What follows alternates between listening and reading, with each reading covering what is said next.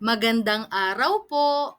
Ako po si Zyron Ace V. Misahon mula sa Grade 1 Honesty.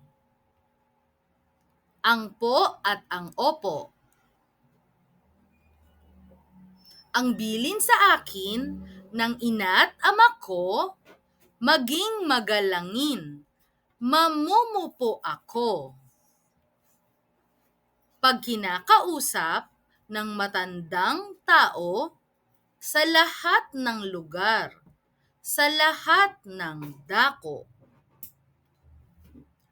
Pag ang kausap ko'y matanda sa akin na dapat igalang at dapat pupuin.